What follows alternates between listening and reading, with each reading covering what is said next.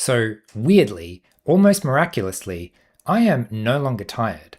Somehow, almost overnight, overnight, no pun intended, I have somehow managed to cure the daytime sleepiness that I have experienced for decades.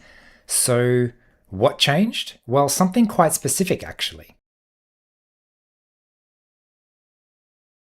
Hi everyone, Paul Micallef here from Autism from the Inside. I make weekly videos exploring the nuances of neurodivergence and emotional intelligence, so make sure you hit subscribe to get the latest content. So I'm very excited to share this story with you today because for a very long time, I basically felt tired all day, every day. I could fall asleep within 5 minutes. I would regularly rely on power naps just to get through the day, even though I'm a really good sleeper with at least 8 to 10 hours a night. For some reason, for no apparent reason, I would still be able to fall asleep and feel the pull to fall asleep at any given moment. It's something I've been trying to manage for years without all that much success. About 10 years ago now, for example, I did an overnight sleep lab, and after that they said I had excessive daytime sleepiness or something, which is very descriptive but doesn't sound all that impressive. Recently, my neurologist introduced me to the much more exciting term of idiopathic hypersomnia, but that didn't get us any closer to anything that actually helped either. Recently though, for the last couple of months, I have not had a single power nap. Suddenly, I can get through the day without falling asleep. Right now, for example, it's the end of a long week. I'm tired mentally, as you might expect at the end of the week. But what I'm not tempted to do is have a power nap at 5 p.m. just to get through the rest of the evening. So what changed? Well, essentially, I had one polyvagal-based therapy session with Holly Bridges. You might remember Holly as the polyvagal expert I interviewed on my podcast a little while back. Literally in one session, something shifted about what my nervous system was trying to do. Suddenly, decades of why I'm feeling tired made perfect sense. I learned intellectually and physically, like my body and my nervous system had to learn this as well, that there is a different state that I can try and put my body into.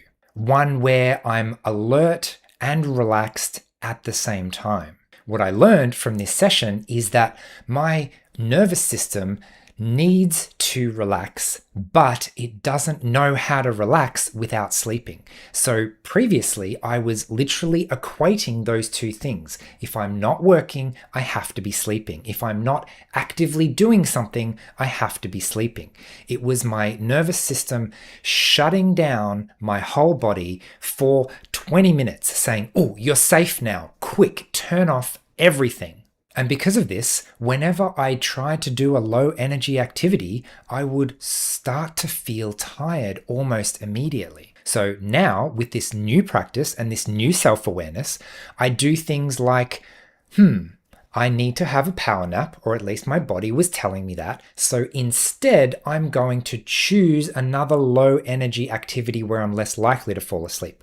It might be going for a gentle walk, or there was this one time I literally just set up my camping chair outside and looked at a tree for an hour. I was deliberately giving my brain and my body rest, but asking it to stay awake at the same time. And once I realized that that's what I was trying to do, it was actually relatively easy. Ever since then, I've been practicing with that self-awareness, practicing noticing, is my body, is my nervous system trying to get me to go to sleep?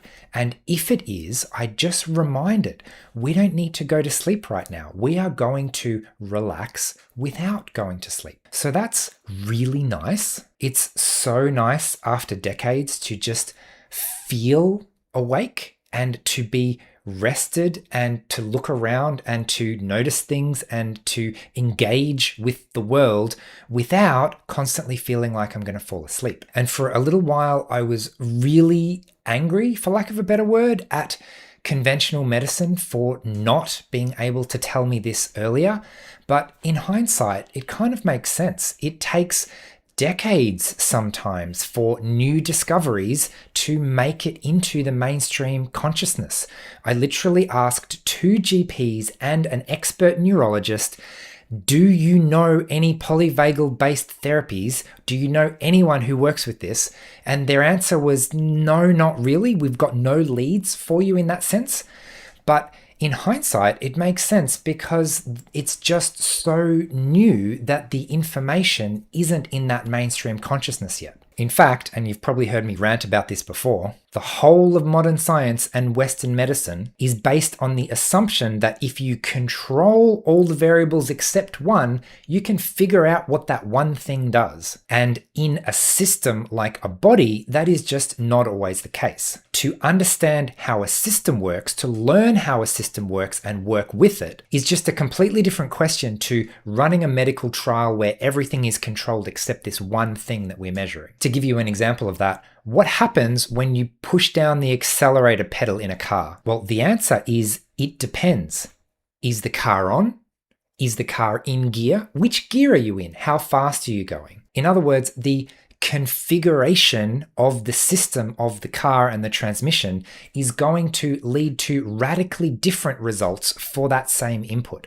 Anyway, I could rant about that all day, but I thought I would share this really quick story with you today. It's really exciting to have my physical energy back. It's doubly exciting to know that there are these types of cutting-edge discoveries out there, and that our community as a whole is learning more and more about autism, more and more about neurodiversity and neurology and stuff like that. And it's triply exciting that we can share this so easily in the information age. In decades past, it would have taken maybe a century for this polyvagal discovery to make it to mainstream consciousness. And because of individuals who are way ahead of the curve in terms of cutting-edge research and practice, we get access to so much more these days. If you can manage to find it, that is. So I hope you found this helpful or at least interesting today. Make sure you stay in touch to hear about more cutting-edge discoveries as I find them. As usual, thanks again for watching. Please leave a comment if you can. I'd love to hear what you think, and I'll see you again next week. Bye.